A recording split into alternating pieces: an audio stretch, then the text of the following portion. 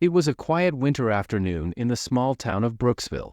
The streets, covered in snow, echoed with the crunch of hurried footsteps as people came and went, each engaged in their daily routines.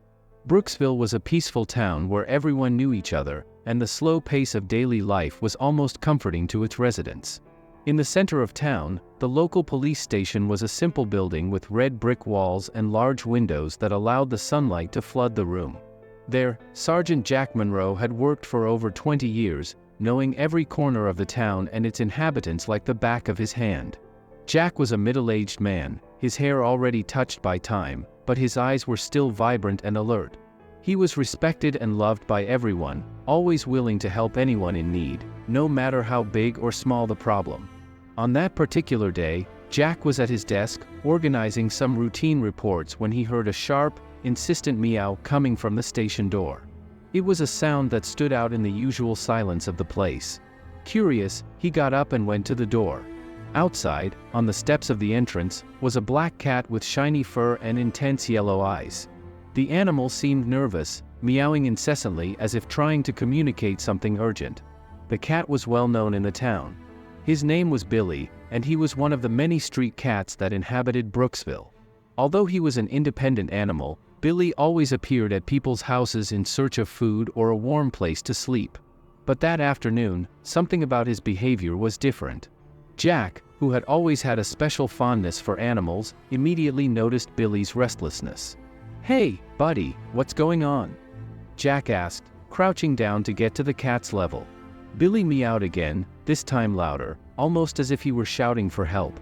The cat began to walk in circles, looking intently at Jack and then at the street, as if he wanted Jack to follow him. Intrigued, Jack decided he should investigate. After all, even though it was just a cat, there was something in Billy's eyes that made him believe the situation was serious. He grabbed his coat, took one last look around the station to make sure everything was in order, and followed the cat. As they walked through the streets of the town, Jack realized that Billy was leading him out of the central area, toward a more remote part where the town began to blend into the wild.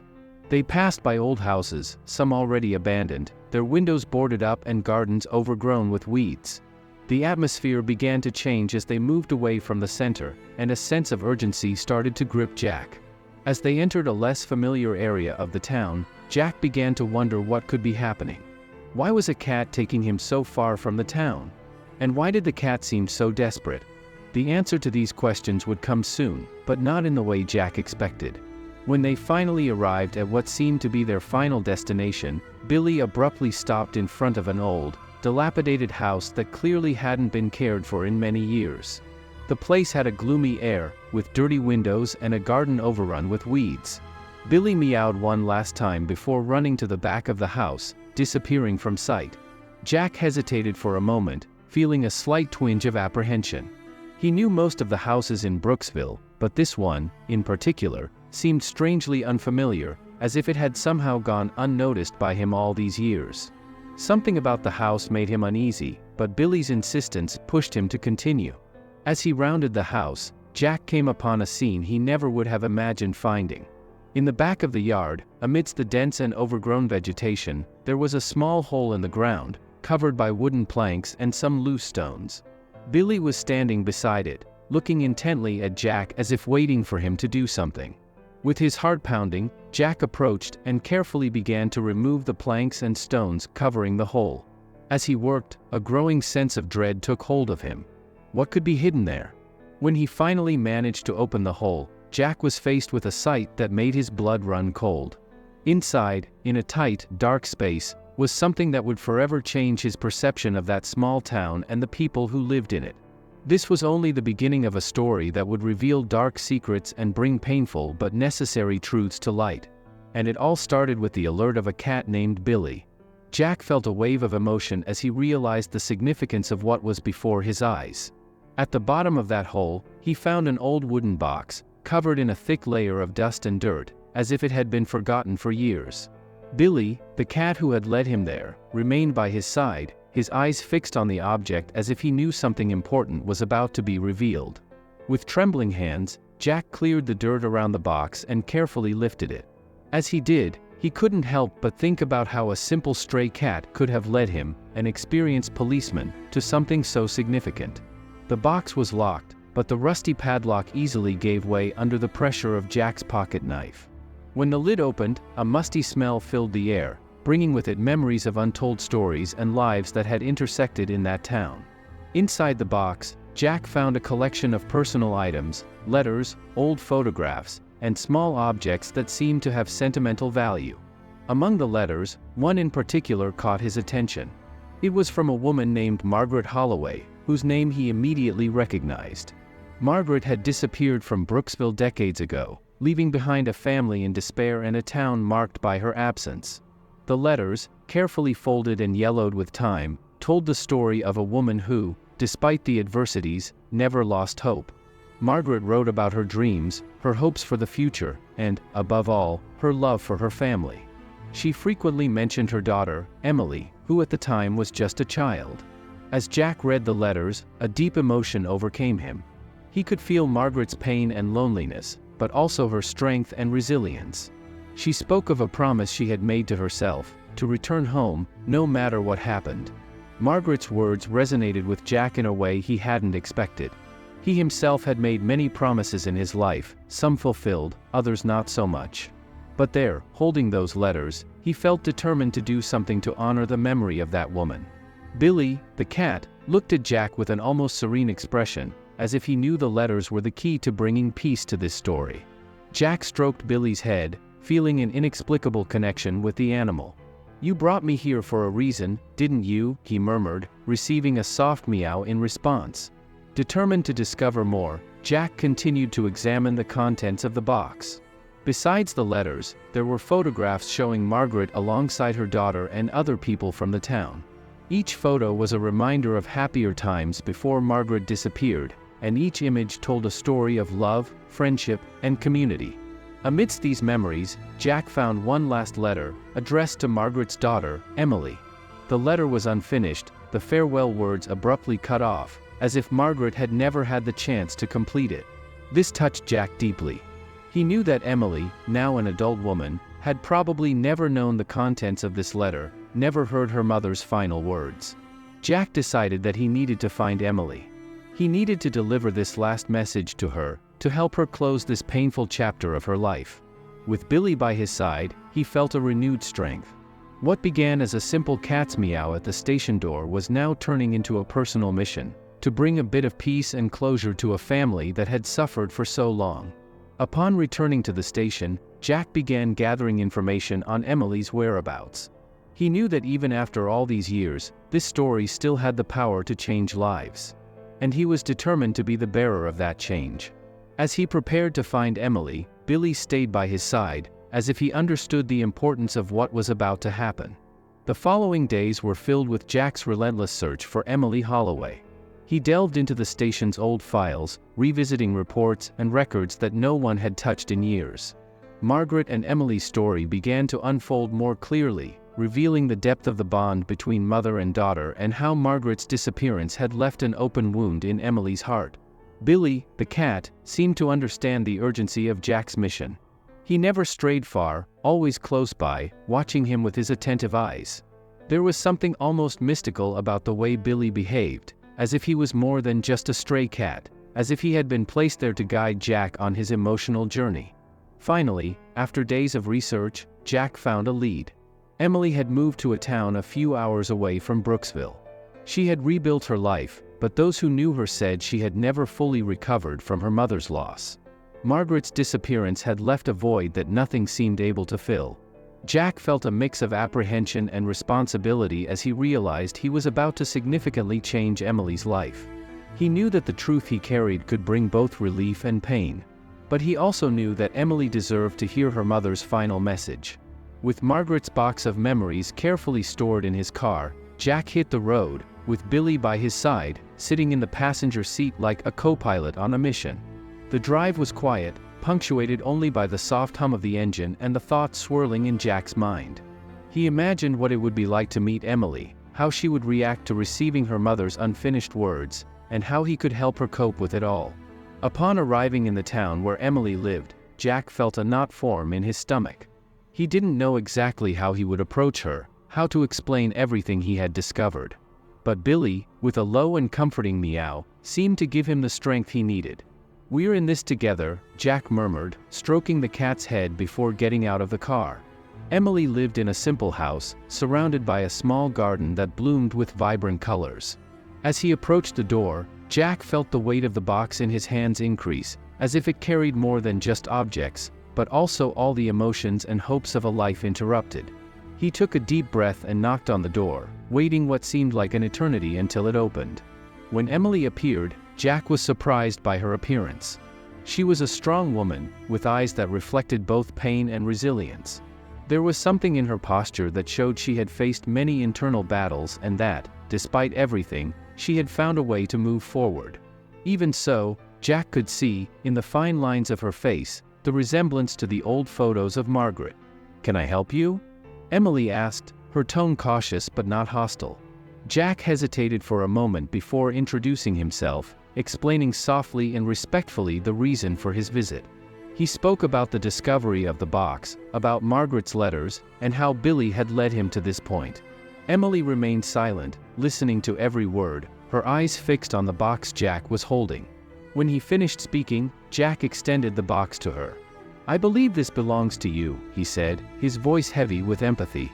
Emily took the box with trembling hands, as if she were receiving something sacred. She couldn't say anything for a long time, just looked at the box and then at Jack, with tears beginning to form in her eyes. Finally, she found the strength to speak.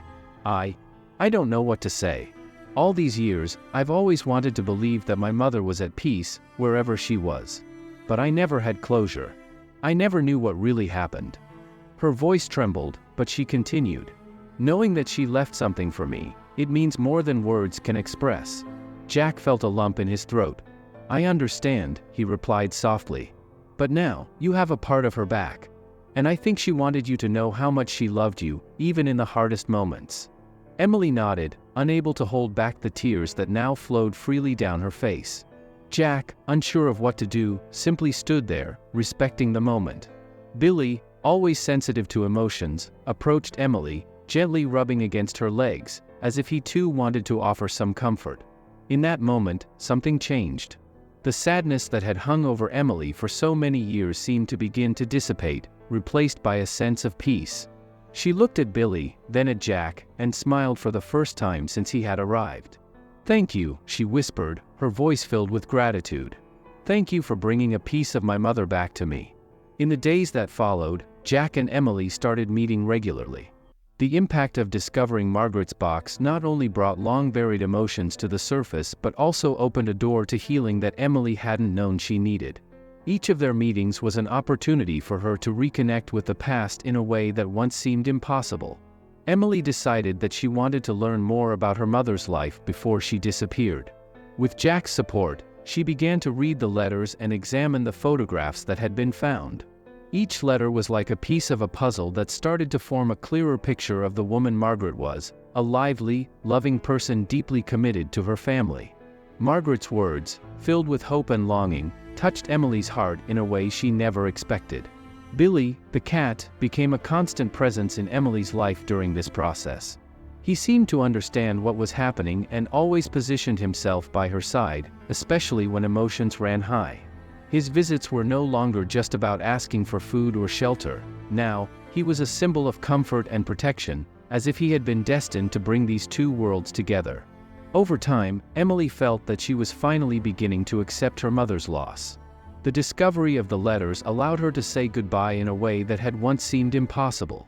She also began to realize that although Margaret was not physically present, her influence and love continued to guide her in subtle yet powerful ways.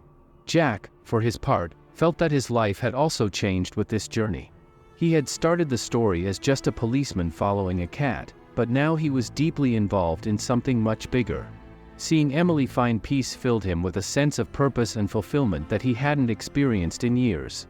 The experience reminded him that despite life's hardships and mysteries, there is always room for redemption and hope. Finally, the day came when Emily decided to do something symbolic to honor her mother's memory. Along with Jack and Billy, she organized a small ceremony in her backyard, where they planted a tree in Margaret's honor. The tree, chosen for its ability to bloom year after year, represented Margaret's resilience and the continuity of her love for her family. As they planted the tree, Emily held her mother's unfinished last letter, the one that had been addressed to her but never delivered. With tears in her eyes, she read aloud the words Margaret had written, even knowing that they could never be completed. It was a moment of release, both for her and for her mother's memory. "Dear Emily," she began, her voice steady but full of emotion. "I always knew you were a light in my life. Even when the days were dark, your smile always gave me hope. If I can't be by your side, I want you to know that I will always be with you, in every moment, in every thought. My love for you is eternal." As she finished reading, Emily closed her eyes for a moment, allowing herself to feel the weight of the words. Jack and Billy stood beside her, silent but supportive. Then, Emily placed the letter in a small time capsule that was buried alongside the tree, as a way to seal that message in the heart of the earth, so that her mother's love would continue to bloom with the tree that would now grow there. At the end of the ceremony, as the sun began to set, Emily sat on the ground beside Billy, who nestled in her lap. She looked at Jack, who was standing beside her, and smiled with a gratitude that needed no words. He had done more than just deliver a box. He had helped restore an important piece of her soul. "I never thought a day like this would be possible," Emily said softly, stroking Billy's soft fur. "But now, I feel like I can move forward. I still miss my mother, but I also feel like she's at peace, and that gives me strength." Jack nodded, feeling deep emotion as he heard Emily's words. "Margaret was an incredible woman, and her love for you is something that will never die. I think she would be very proud to see the person you've become." Emily smiled, a full smile, full of life.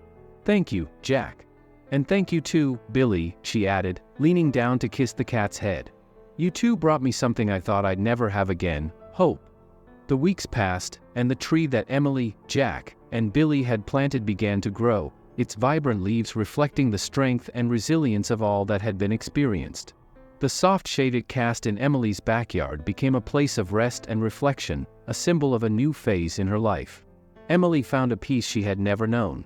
Every morning, she would go out to the backyard and sit under the tree, accompanied by Billy, who now seemed to consider that place his home.